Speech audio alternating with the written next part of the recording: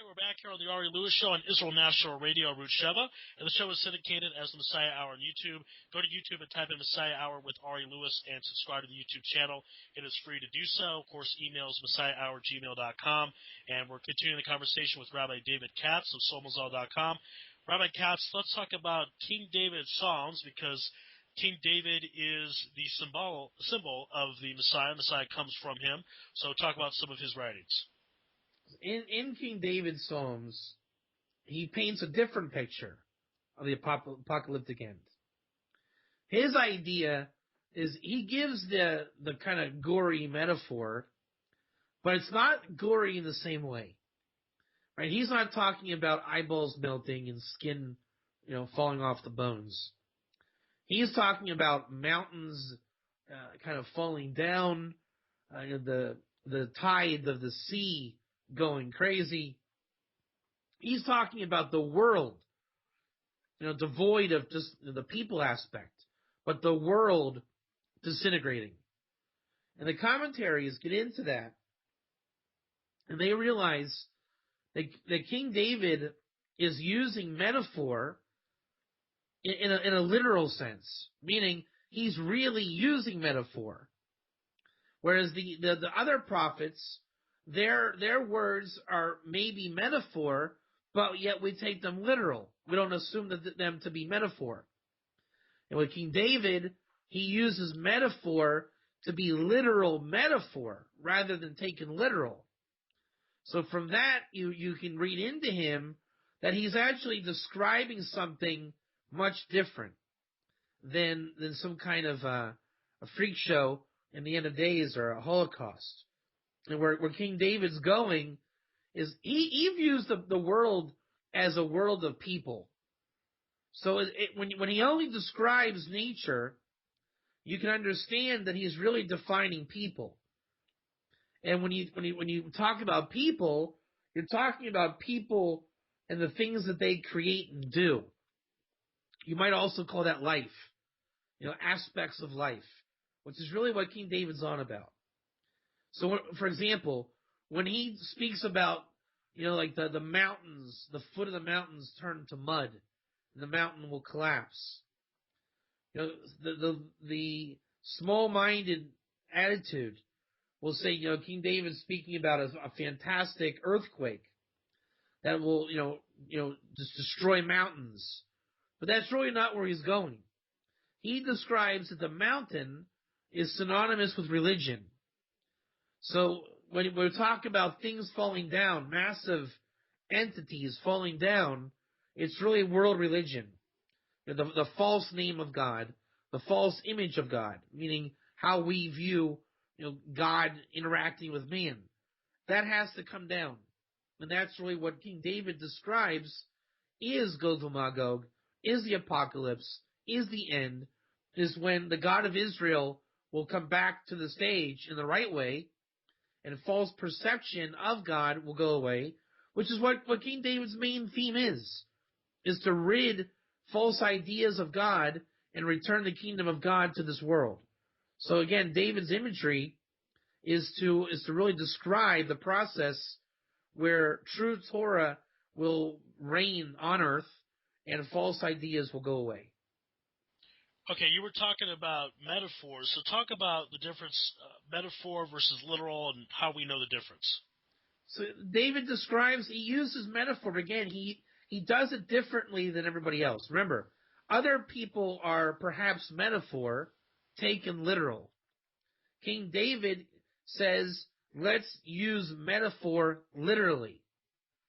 Right? So imagine if he only speaks metaphoric, but see where the fallout of King David, which is the problem that he had in his life, when you can see how he wrote about Doeg and Achitophel, his main enemies. King David would say something. I'm going to just make this up for context, but one of the things that he would talk about was say, "Oh well, I guess what? Just tell everybody King David's always wrong." And they would say, you see, even David admitted he was always wrong. You see, the guy never got anything right. And what they didn't realize was David spoke metaphoric in the literal sense. And it came out that this is why people didn't like him. It's like saying, well, I guess you can. That's why I'm just the greatest guy that ever lived. What can I do? They say, oh, you see, he's full of himself. Look what he's doing. But that's how he described a lot of things in Psalms. And those that loved King David understood the humility in his metaphor. That was literal metaphor, not to be taken literally, right? And already that you can say that's a contradiction, but it isn't. Really pay attention to what's being said. Literal metaphor, not to be taken literal. We speak, that's called slang, pretty much, right? It's like, hey, I got this great new car, Ari. You say, oh, it's pretty bad. Remember we used to say it when we were kids, it's pretty bad. But we meant, really, it's really good. So, King David is kind of like a slang poet in the Tanakh. So his metaphor is really to be viewed in the context of what he's trying to convey.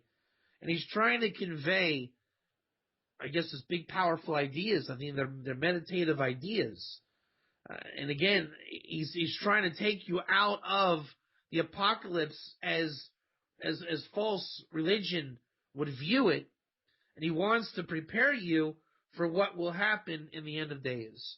And one of those examples is, he says, the nations will turn back to God, meaning there will be like a Ger kind of resurgence, which we see is happening. Most of the ideas, at least I draw from in my teaching, is that King David prophesied this thousands of years ago. He speaks about the nations coming back to God, and the name of God, Elohim, becoming back to the forefront by the nations. So when you put the picture together, he's really describing a global community coming back under the wings of the divine, God being God to the world. And then he describes that by the disintegration of the systems that we know on earth, as he uses them, by the sea, by the mountains. But if you look underneath of what he's saying, he's talking about a new order on earth, of how the nations cooperate with Jews, with Israel, with the Messiah, with God, and how God relates to them. And it's a new world and a new image that he brings down with that metaphor. Again, this is the Ari Lewis Show here on Israel National Radio, Route Sheva, and the show is syndicated as the Messiah Hour on YouTube. Go to YouTube and type in Messiah Hour with Ari Lewis and subscribe to the YouTube channel. It is free to do so, and our guest this afternoon is Rabbi David Katz of Sobazal.com. Rabbi Katz, therefore, couldn't we blurt out the entire Torah based on the last concept you just said? So this is what King David's all about. King David really touches on everything. He talks about the Exodus. He talks about the forefathers, Abraham, Isaac, Jacob.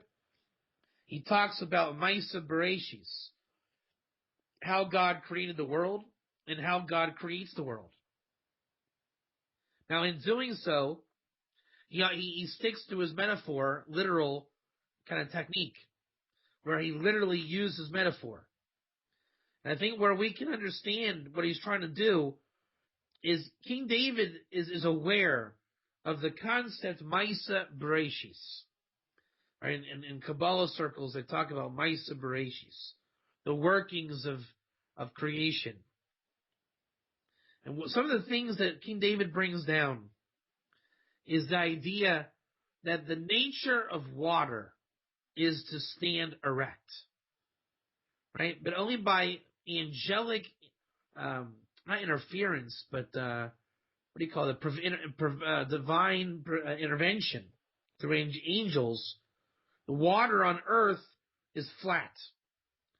And then by more angelic intervention, directed by God, right, the seas wax and wane. So we come to view the world a certain way. Right? The grass grows, it's green, the seas come and go, all these things happen. And we think that this is called nature. But it isn't. God not only runs the world, but he runs it in a way that science can't predict it.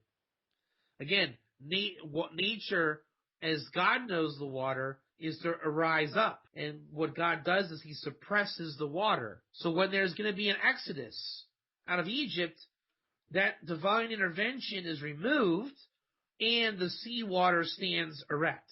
So we go back to kind of viewing how God runs the world. And King David is, I think, more fascinated with the way God runs the world more than anything.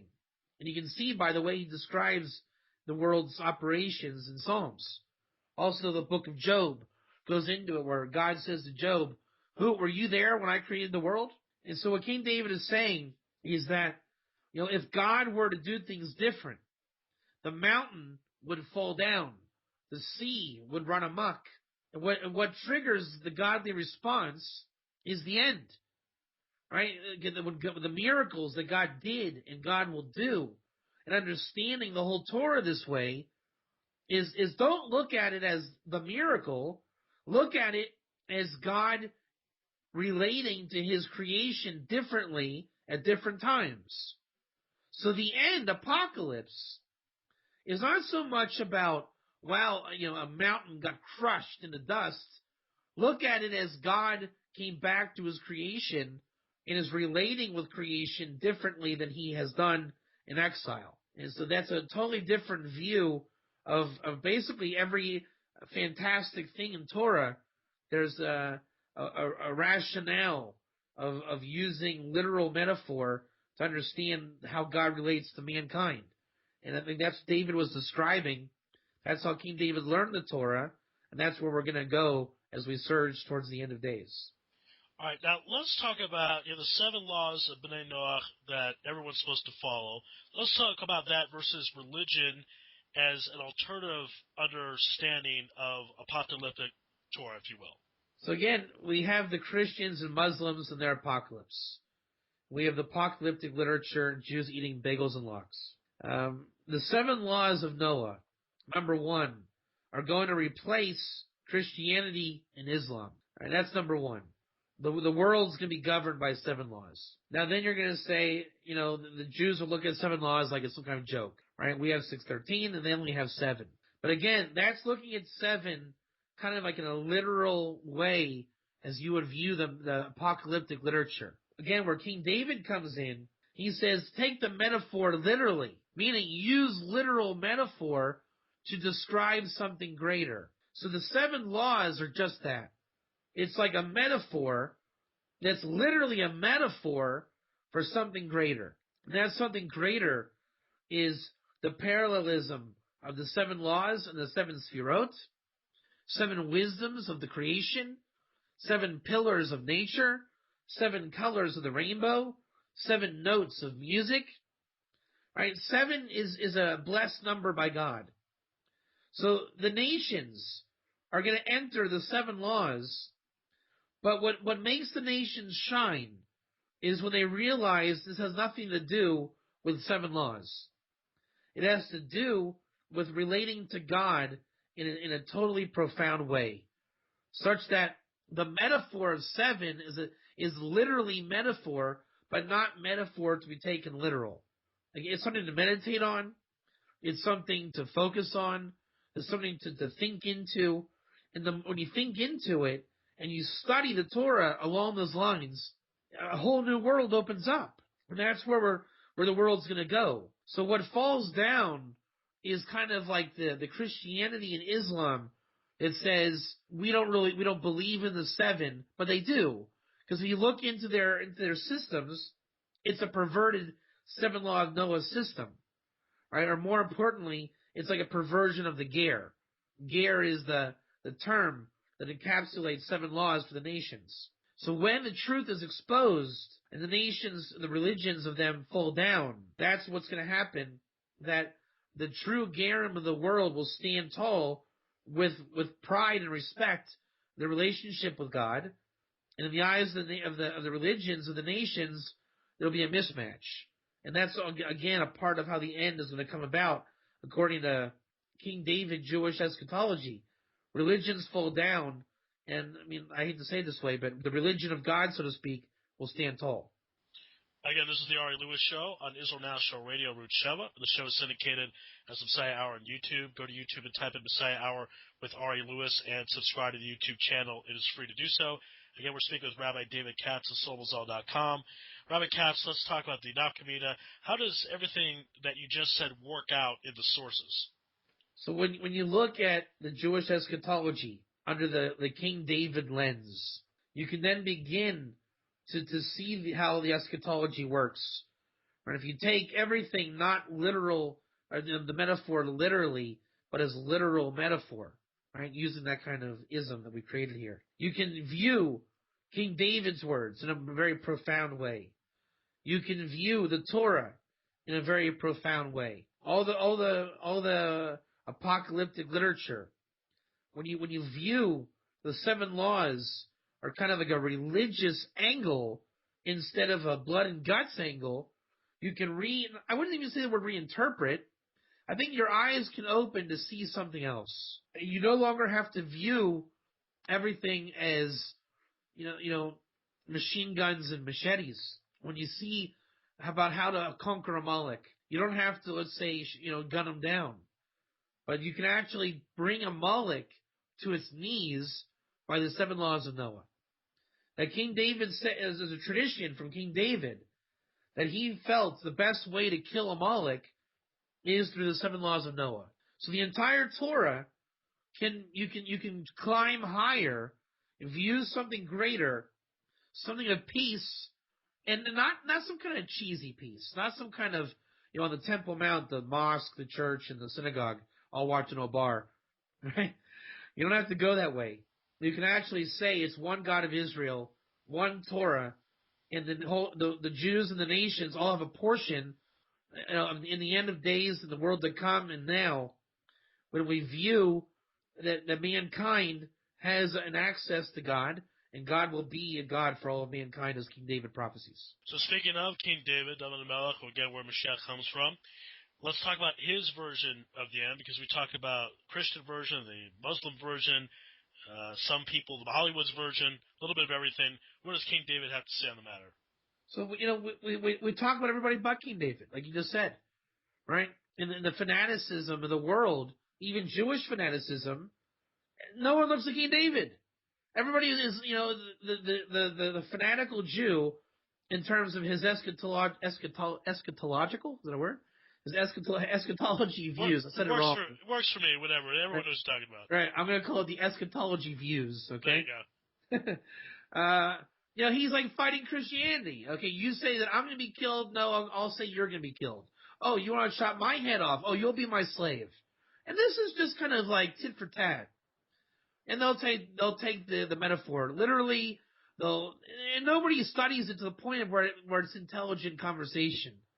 But I'm saying, we know that there's a tradition that King David is the Messiah in either like a Gilgal or a resurrection of the dead, says the sources. For that reason, it's called Mashiach ben David. And nobody thinks to study, what does King David say about the end? No, nobody ever talks about King David Torah. If they do, it's some kind of messianic or a Christian trying to prove Jesus through the words of King David. But, a from regular yeshiva Jew, why are they not looking to King David is my question. Now, that already sounds funny because where you say the words King David. So for the yeshiva crew out there, why not look to David HaMelech as the shorish to inyanim of the Kates? Right? That's how you say it in kosher lingo, right? Just bring in the context. Because the Tehillim, and I'm going to speak yeshivish from this point out, the Tehillim are very much, on target for what's going to be in the Kates. When the time of the Mashiach comes, King David, it's almost like he's setting his own table. I think the Psalms from in the 40s, like 46 through 50 something, all speak about how it's going to be. Psalm 72 is David HaMelech talking to Shlomo Melech about how to reach out to the nations, and they say it's a precursor to the Mashiach who will stand in Zion. Melech Mashiach even means, the word Melech Mashiach, the King Messiah, is the Shefa, the bounty that comes to Messiah who stands at Zion of the Beis HaMikdash to spread the light of God throughout the nations. That's the King David end. Right? It's Israel, the light to nations. The Shefa come to the Beis HaMikdash. Mashiach standing there, Mashiach ben David, and about bringing peace to the world. That's how Mashiach ben David sees the end, as David HaMelech himself. Okay, so just wrapping everything up in a few minutes, You talk about how King David sees the end and how we don't really talk about him so much. Why is that, and what can everyone do out there to focus more on what King David said, since, I mean, he's got a pretty good idea about it, but Mashiach comes from him. So what can we do to focus more attention on him and less on Hollywood, Islam, Christianity, the religions that aren't our religion and what we're supposed to study? We don't study Tanakh. We study Gemara all day long in the yeshivas. How many Jews even learned Tehillim as a learning exercise? How many Jews learn the Torah of Shlomo Melech, Mishlei, Shira Shirim, Koheles, like learning a blot of Gemara? Right? How many people get into the Gra's commentary, the Vilna Gaon's commentary of Song of Songs, Mishlei? How many people study the Malbim on Tehillim? We have great sources, really wonderful sources that will tell you, how it's supposed to be. But people don't learn it. They learn Zechariah only because the Gemara they were learning tells them to look up a pasuk in Navi. Okay, they never learn Zechariah.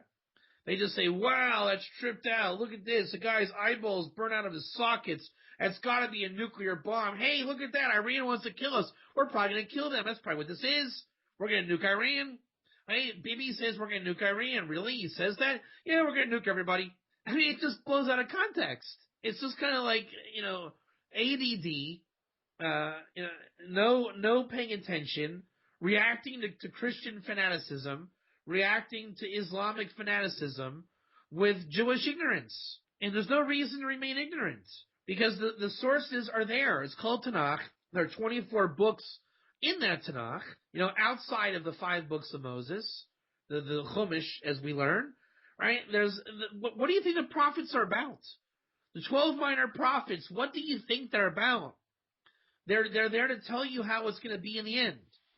And it doesn't do any great service to make it into some kind of gore show. If you would look into it, read the commentaries, you'll come out of it with a very clear way of view of how it's going to be in Jewish sources, just with a little bit of discipline, a little bit of thought-provoking, endeavor into the commentaries and literature.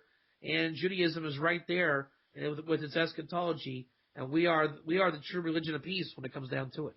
Indeed. And anyone out there, if you have any questions, comments, concerns, or complaints, it is a Jewish country after all, email me, messiahhour@gmail.com. If you'd like to make a financial contribution to the program, that is through my PayPal account at israelsportsradio@yahoo.com.